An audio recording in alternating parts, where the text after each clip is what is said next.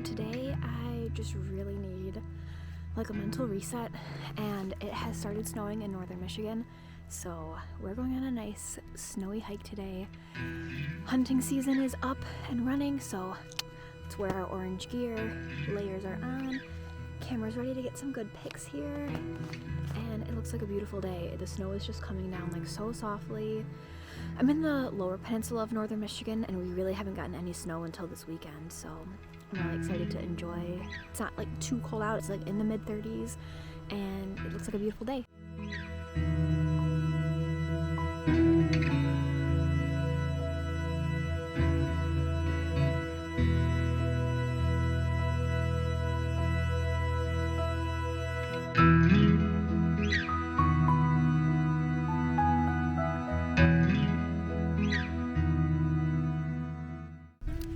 It was cloudy and snowing, and now it's sunny and almost kind of blue skies.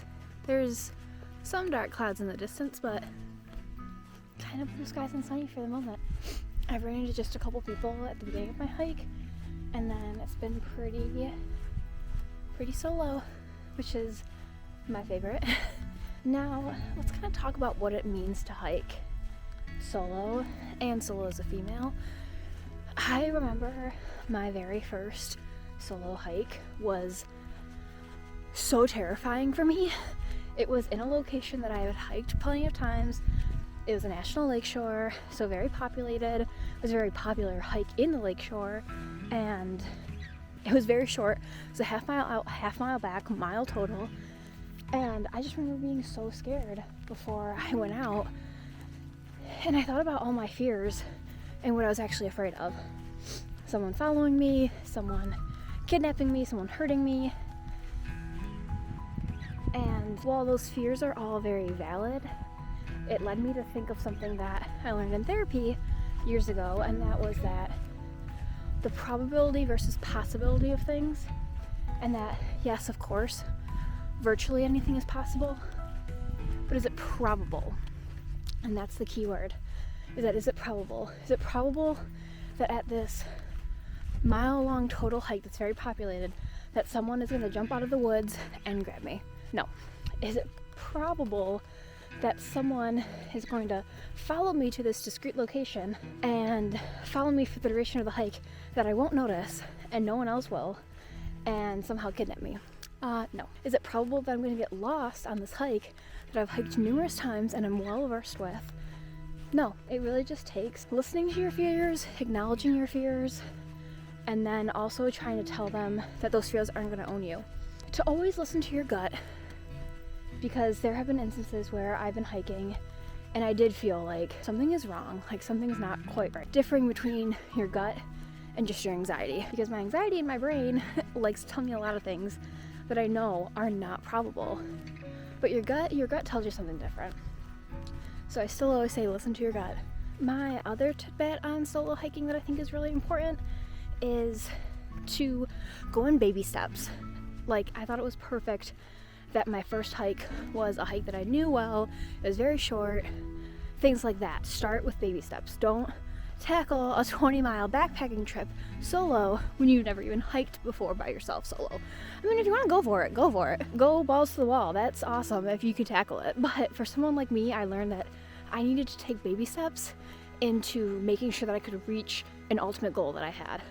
That ultimate goal is to just be comfortable hiking by myself. Also, it's important to still tell someone where you're going, where you're going to be at all times. Whether they live with you, or they're near you in your town, or even just someone that, you know, maybe lives halfway across the country, but you can share your location with them and tell them like, hey, I'm doing a day hike here. I love Strava because Strava can let you share your GPS location while you're actively hiking or cross-country skiing or biking or whatever. So that's really nice, because I'll share that with my partner who I live with, as well as my dad, who lives about 4 hours away from me, but still it makes it so that if an emergency occurs and say my partner doesn't notice his phone right away, then maybe my dad can contact authorities or something if they see that my GPS location is not where it should be. Also, all trails.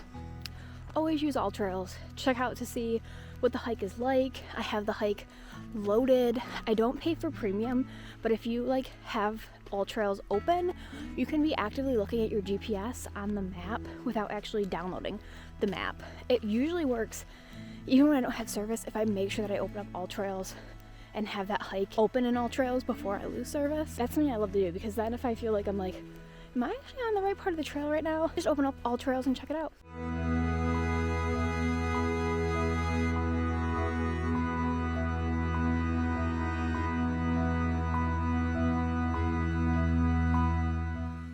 And now up a hill we climb. One time I was here hiking, I want to say it was in the summertime, and I was almost taken out by deer that were running down.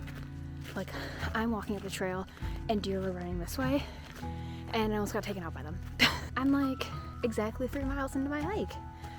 So I've got about 1.5 miles left, and then it's time to go home and make some dinner, which is gonna be pasta, because what better than to carb up after hiking for 4 miles.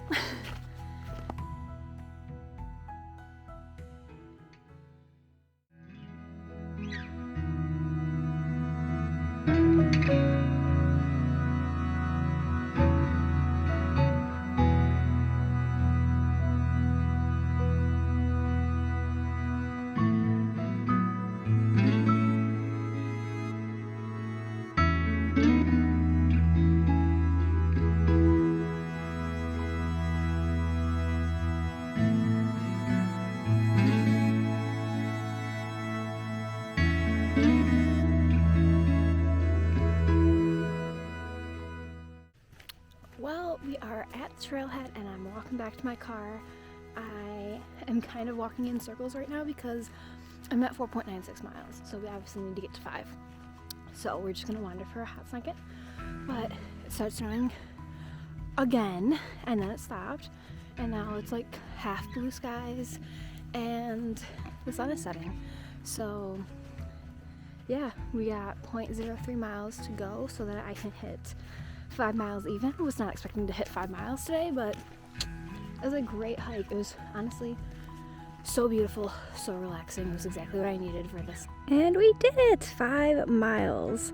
I hope you guys enjoyed this video. If you want to see more winter activities, I am a winter gal. I've already got camping planned and cabins. Might do a backpacking trip, might do just tent camping outside, car camping style. I love to ski, snowshoe. This winter is going to be a good one. Fingers crossed. Knock on wood. And I'll see you guys in the next one. Bye.